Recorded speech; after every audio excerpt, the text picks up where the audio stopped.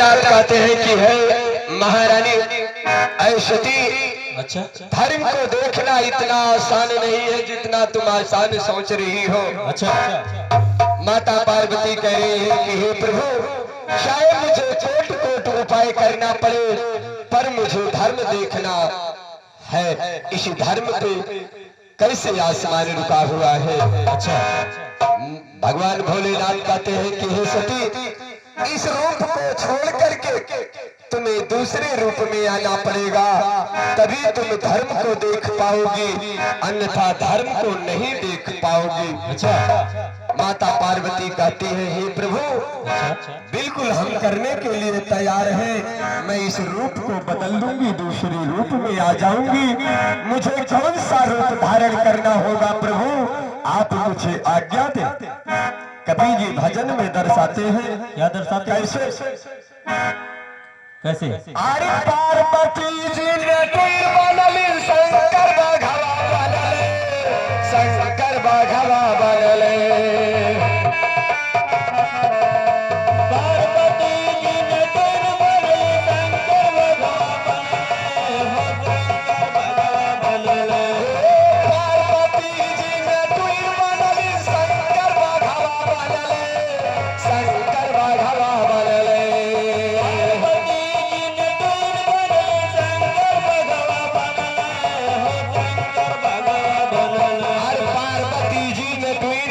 शंकर बाघवा बनले, अरे अगवा अगवा गौरा चलनी, अरे पीछवा से बाघवा के लेली डोरियाई, धर्म के रही असमिया देवा तू दिखाई, धर्म के रही असमिया देवा तू दिखाई।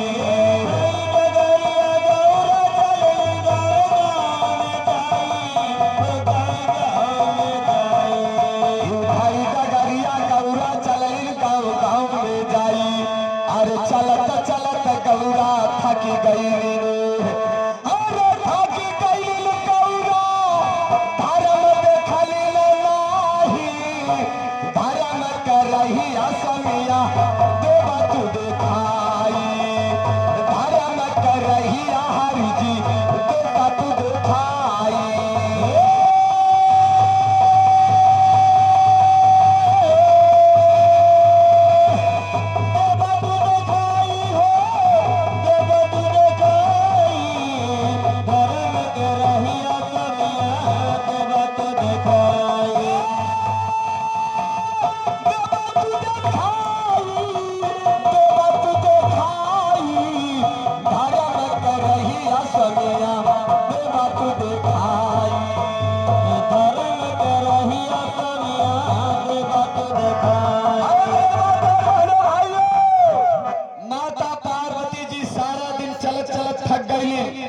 भोलेनाथ से कहते हे प्रभु, धर्म कहाँ बा दिखाईबा।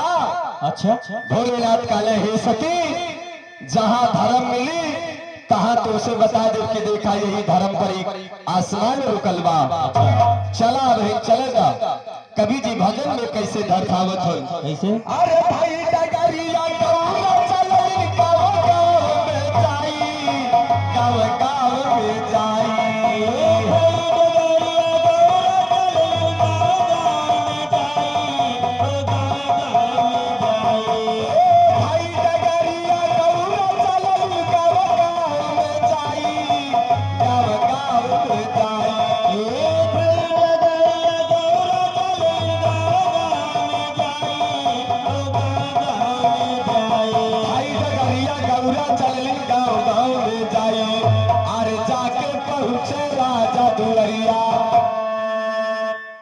माता पार्वती राजा के दरबार में पहुंचती है। जब राजा देखते हैं इस रूप धारण में, अपने वफादार मंत्री से कहते हैं महामंत्री जाओ देखो दरबार उससे पूछो कि वो अपने हाथ से बनाकर भोजन करेगा या बना बनाया भोजन करेगा। वफादार मंत्री आता है, कहता है सुनो, ये बतलाओ तुम अपने हाथों से भोजन करोगी बना करके या तुम बना बनाया भोजन करोगी।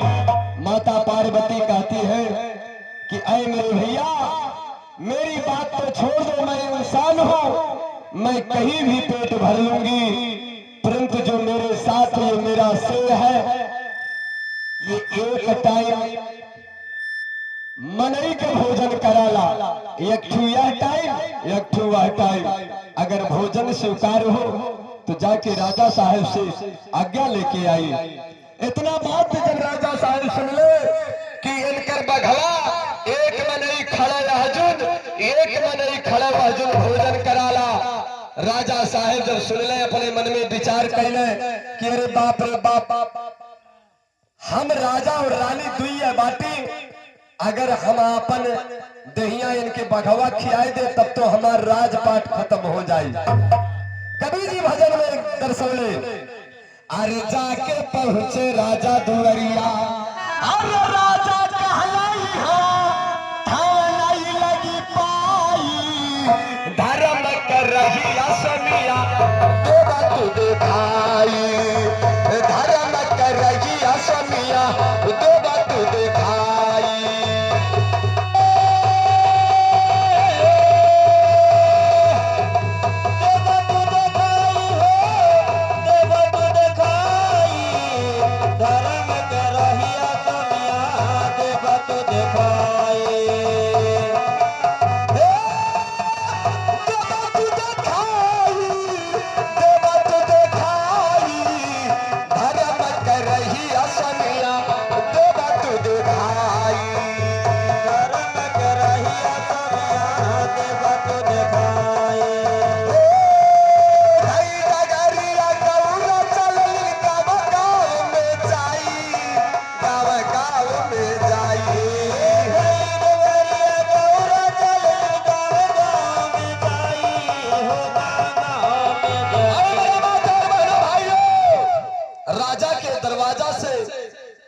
वापस हो गई, रास्ता पकड़ ले।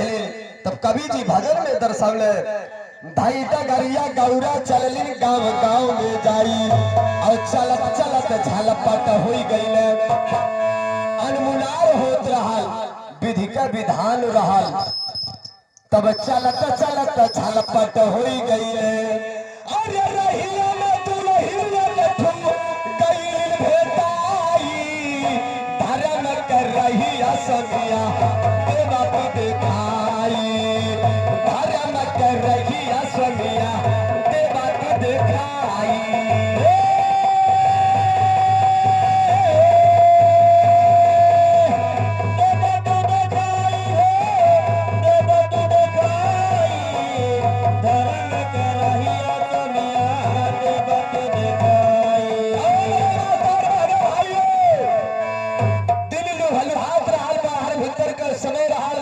वही समय में एक दुल्हन भेटाई गई माता पार्वती से, कहा दिया कि हे मतवा अनमुनार हो गई, कहाँ जाई और हमरे संगरी चल जा, या जुन हमरे के रुकल जाई, सवेरा होत मतवा आपन रास्ता धैली। माता पार्वती कहलिन कि दुल्हन हम तोहरे के का चली, हमरे भोजन के व्यवस्था ना कर पैबी। माता पार्वती इतना बात जब दुल्हन से कालीन, दुल्हन कहा दिए कि हे मतवा फरमाई, वह बात माता पार्वती दुल्हन से कालीन की, दुल्हन हमारे बघवा एक मनई खड़े हजून और एक मनई खड़े हजून भोजन कराला, अगर इतना भोजन मंजूर हो तब तोहरे की है चली। अच्छा दुल्हनिया बेचारी काली से मतवा आप चलल जाए, आपके बघवा मसुइये न खाई मनइये न खाई। अच्छा दुल्हन बेचारी माता पार्वती के लेके चल रहे। कवि जी भजन में कैसे दर्शावत है, कैसे अरे अगवा दुल्हन चलल पीछवा गौरा माई, पीछवा गौरा माई,